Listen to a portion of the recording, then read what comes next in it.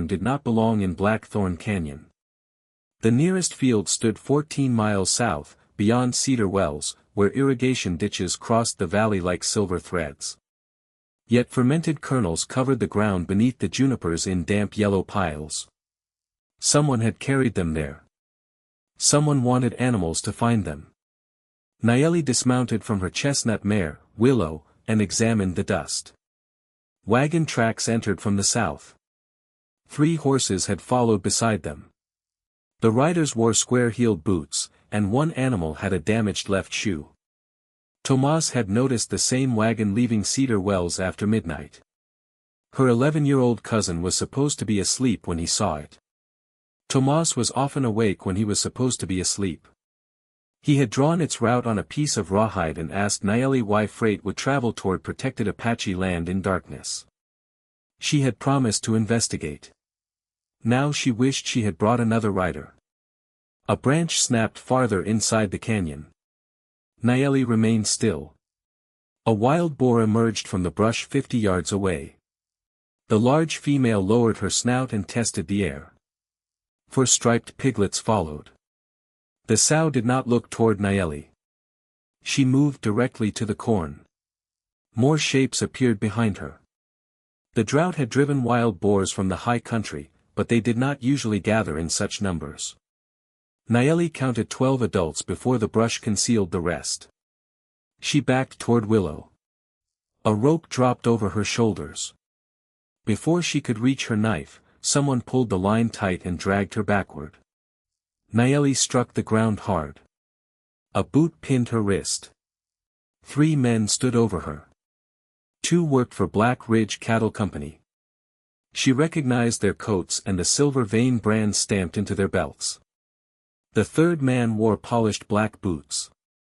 Silas Vane stepped from behind the junipers.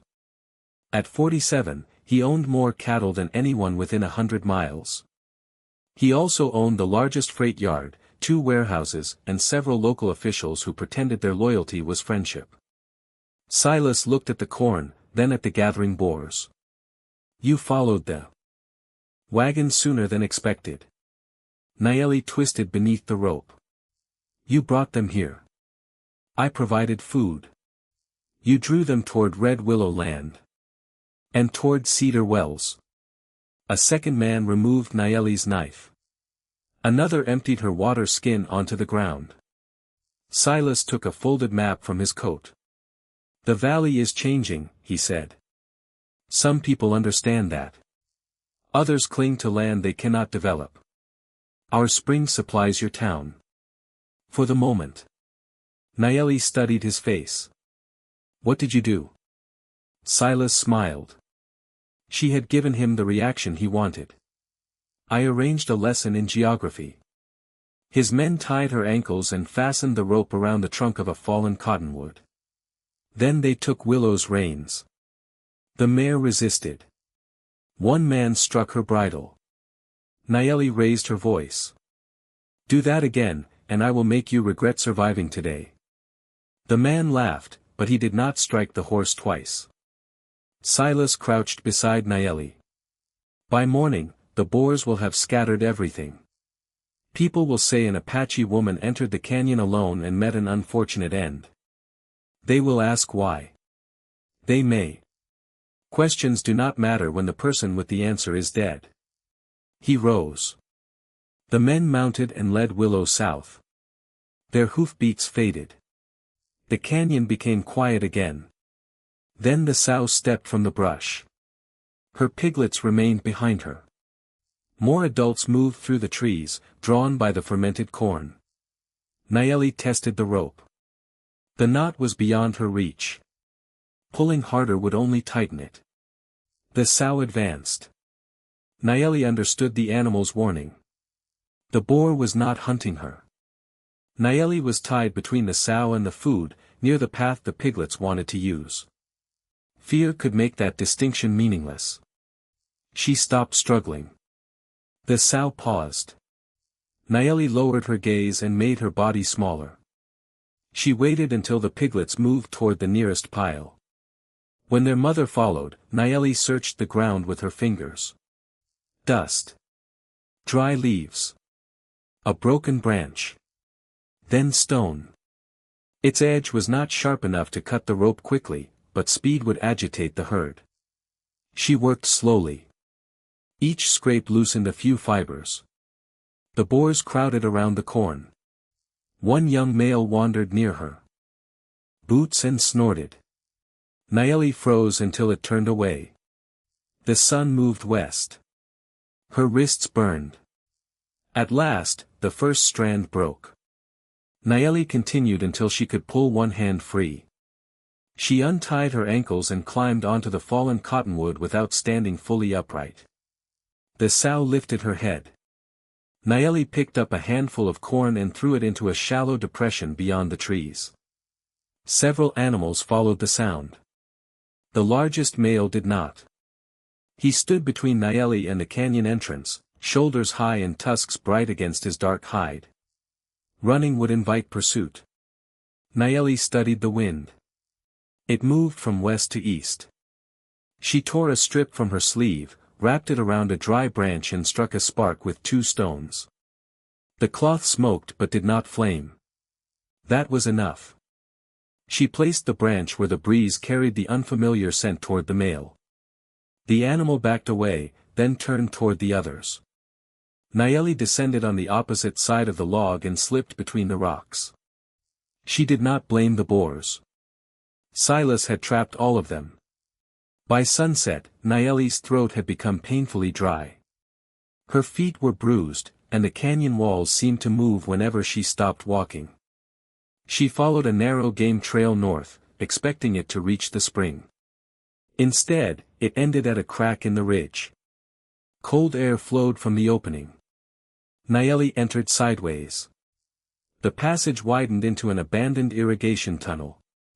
Her people and the first ranching families had cut it decades earlier, before Cedar Wells built a newer channel.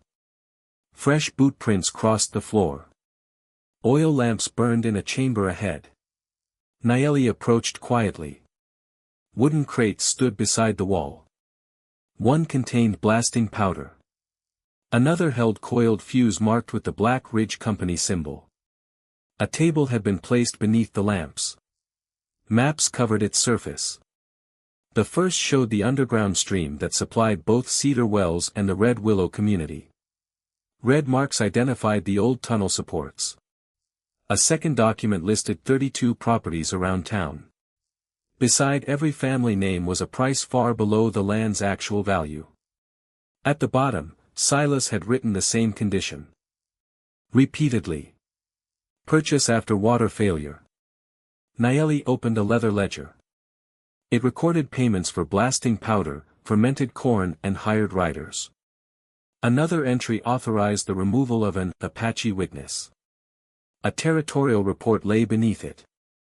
The report blamed the coming destruction of the spring on Apache sabotage. It had already been signed. Only the date remained blank. Silas did not intend merely to frighten the boars toward Cedar Wells. He planned to collapse the tunnel, block the spring and force families to sell their land.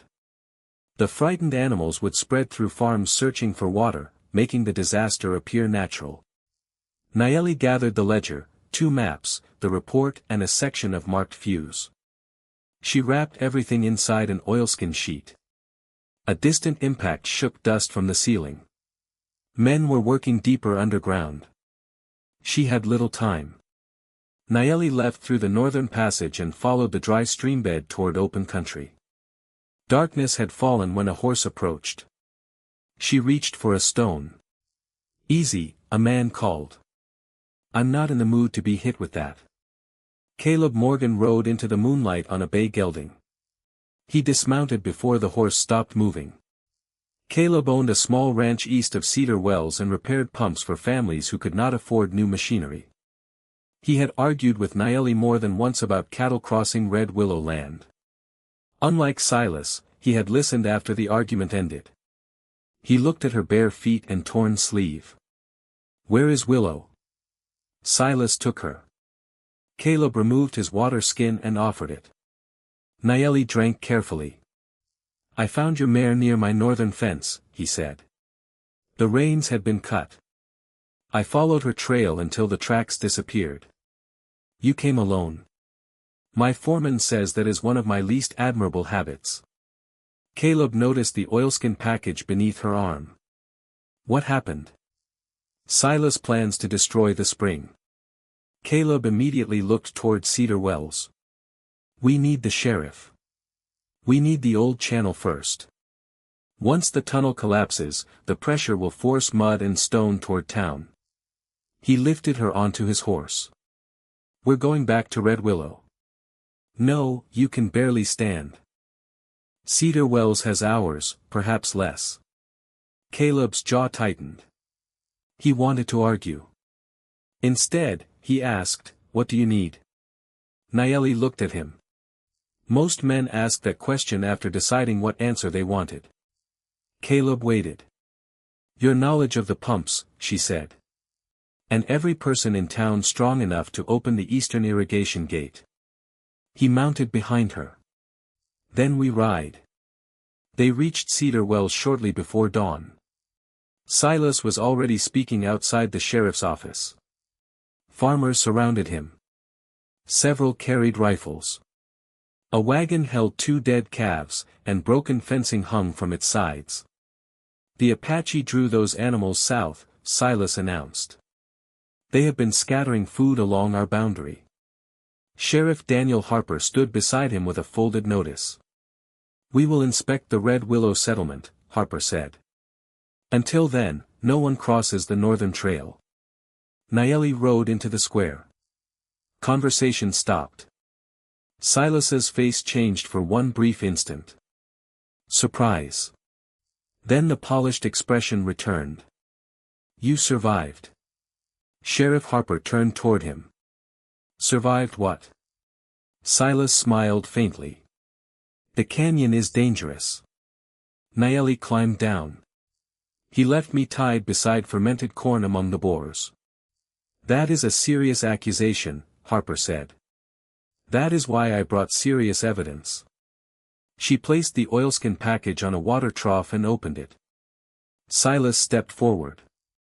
Those papers were stolen from my office. Caleb moved between him and the documents. Interesting, Caleb said. She didn't say where she found them. Murmurs moved through the crowd. Harper examined the ledger, maps and signed report. Silas spread his hands. Anyone can write numbers in a book. Nayeli pointed toward the fuse. The manufacturer's mark matches the powder stored beneath Blackthorn Ridge. Send a deputy. Count the crates. Compare them with the entries. The tunnel belongs to my company, Silas replied. She trespassed. The tunnel supplies public water, Caleb said. Silas looked at the ranchers. You trust her because Morgan rode into town beside her. A farmer named Samuel Price lifted his rifle. My western pasture was destroyed last night. My daughter nearly reached the fence before those animals broke through. Nayeli faced him. The boars followed food and water. Shooting the first ones will scatter the herd into every street. What would you have us do? Invite them to supper. Open the eastern irrigation channel. That channel has been dry for 10 years. The underground stream still reaches its gate, Caleb said. I repaired the northern pump last winter. If we release the barrier, water will flow toward the empty flats. Silas laughed. And if they are wrong? The ground answered him. A deep explosion rolled beneath Cedar Wells. Windows shook. Horses screamed inside the stable. The public fountain sputtered, coughed mud and stopped. Nayeli looked toward Blackthorn Ridge. A brown cloud rose from the canyon. He started early. A second sound followed. Not thunder. Hundreds of hooves striking dry ground. Families ran toward the square. A boy shouted from the north road. The Boars are coming. People raised their rifles. Nayeli climbed onto the trough. If you fire, they will divide. No one listened at first. She pointed toward the church. Take every child inside the stone building. Close the lower shutters. Keep the southern road open. Sheriff Harper stared at the muddy fountain. Then he made his choice. You heard her. Move. The square erupted into organized motion. Parents carried children toward the church. Shopkeepers rolled barrels across narrow alleys. Ranch hands positioned wagons along the northern street. Nayeli drew a route in the dust. The herd must see one wide passage. Block the center road but leave the eastern lane clear. Caleb studied the map. The gate is chained. Can your horses pull it? If the hinges move. And if they do not? He took a crowbar from a blacksmith's wagon. I will improve their opinion. Caleb led 6 ranchers east. Nayeli organized wet brush in iron pans along the northern road. Small amounts of smoke would create a boundary without driving the animals into panic. Tomas arrived on a gray pony with 4 Apache riders behind him. He jumped down. You went without me. You were supposed to stay home. That instruction lacked detail. He carried an empty corn sack marked with the Black Ridge brand. We found 12 near our boundary. Nayeli handed it to Sheriff Harper. Another piece of evidence. The roar of the approaching herd grew louder. Black shapes appeared beyond the northern fence. Sows ran near the center with young animals protected between them. Larger males traveled along the sides. They were not attacking Cedar Wells. They were fleeing the blast. Nayeli placed the first smoking pan beside a wagon. Do not aim at them, she told the ranchers. Watch the path. Samuel Price kept his rifle raised. One boar struck the broken outer fence and came through. Then 6 more followed. A woman screamed. The front animals accelerated. Hold! Nayeli shouted. Price's finger tightened. Tomas stepped beside him and lowered the rifle barrel. My cousin returned to save your family, he said. You can listen long enough to save hers. Price looked at the boy. Then he lowered the weapon. The herd entered the northern street. Wagons narrowed the route. Smoke moved across the western alley.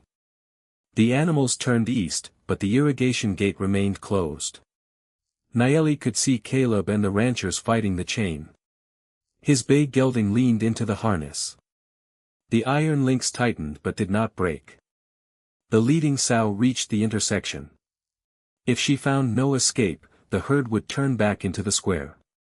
Nayeli took a water bucket and poured the last clean water along the eastern lane. The scent darkened the dust. The sow lifted her head. Caleb drove the crowbar beneath the locking plate. The blacksmith struck it with a hammer. Once. Twice. The plate shifted. Again. Caleb shouted. The third blow tore the bolt free. The gate opened 6 inches.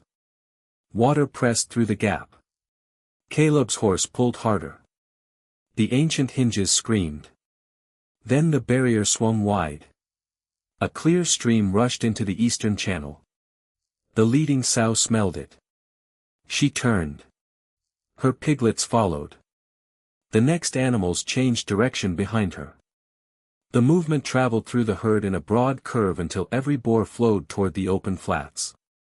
People watched from rooftops and shuttered windows. No one fired. The largest male stopped near Nayeli. It was the same boar that had blocked her escape in the canyon. A pale mark crossed its snout. For a moment, they faced each other in the street. Then the wind carried the smell of water past her. The animal turned east and followed the others. The last piglet vanished down the channel. Cedar Wells remained standing. Caleb released the harness. His horse lowered its head, exhausted. Sheriff Harper approached Nayeli. You saved the town. We gave frightened animals somewhere safer to go. A bell rang inside the sheriff's office. Not the church bell. Tomas pointed toward the rear window. Silas. While everyone watched the herd, Silas had entered the office and taken the ledger. He ran toward the canal bridge with the book beneath his coat. Nayeli followed. Caleb came from the opposite direction and blocked the eastern end. Silas stopped at the center of the bridge. He drew a revolver. Move. Caleb kept his hands away from his holster. You won't reach the ridge. I own half the men who enforce the law in this territory. You may need the other half today. Silas aimed at Nayeli. You should have died in the canyon. But I did not. You think a ledger changes anything? It changed who is listening. Behind Nayeli, townspeople gathered along the road. Apache riders stood among them. Sheriff Harper raised his rifle but did not fire. Silas held the ledger over the water. One spark and your proof disappears. A rider emerged from the northern road. One of Silas's workers leaned over the saddle. Dust covered his face, and one sleeve had been torn. Harper recognized him. Where did you come from? The tunnel. The man dismounted. Vane ordered us to light the charge. He said the northern chamber would be empty. He looked at Silas. 2 men were still inside when the support fell. He rode away and left us. Silas's confidence cracked. The worker continued. He paid us to spread the corn. He ordered them to tie the woman in the canyon. I saw everything. Silas shifted his revolver toward him. Nayeli moved first. She did not attack Silas. She struck the underside of the ledger with a length of rope. The book flew from his hand and landed on the road. Caleb kicked the revolver through the bridge railing. Sheriff Harper crossed the remaining distance and placed Silas in irons. No gunshot settled the matter. Testimony and evidence did.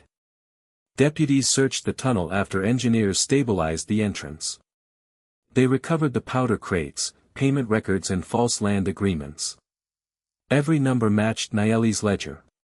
Silas had already prepared contracts to purchase 32 farms after the water failed. Another document granted Black Ridge exclusive control over a southern well. The signed report blaming Red Willow carried a territorial seal purchased from a corrupt clerk. Silas Vane was convicted of attempted murder, sabotage, fraud, conspiracy and endangering 2 communities. His company was dissolved. Money from his seized property repaired the tunnel and compensated families whose farms had been damaged. The Northern Spring received permanent protection. Cedar Wells and Red Willow shared responsibility for its maintenance. Neither community could sell, block or redirect the water without the other's consent. Sheriff Harper stood before both communities when the agreement was signed.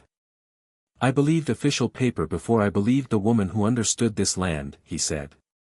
That failure nearly cost every family here its home. Nayeli did not tell him the apology erased what happened. It did not. She accepted what mattered more. He changed the law and his behavior. A wildlife passage was opened through Blackthorn Canyon. Grain storage moved behind reinforced fencing. Farmers learned how to protect livestock without scattering poison bait or shooting every animal that crossed a boundary. The wild boars returned to the high country once the rains came. They had never wanted the town. They had wanted food, water and a way out. 1 year later, Nayeli rode through Blackthorn Canyon with Tomas and Caleb. Grass covered the place where Silas had tied her. No fermented corn lay beneath the trees. A wooden barrier guided wagons away from the wildlife route without closing it. Tomas examined tracks near the stream. So, he said. 4 young. 3, Nayeli corrected. He looked again. A smaller print appeared beneath a branch. 4. Caleb smiled. He does that to me too. He learned it from you, Nayeli said. They continued toward the rescue station beside the restored spring.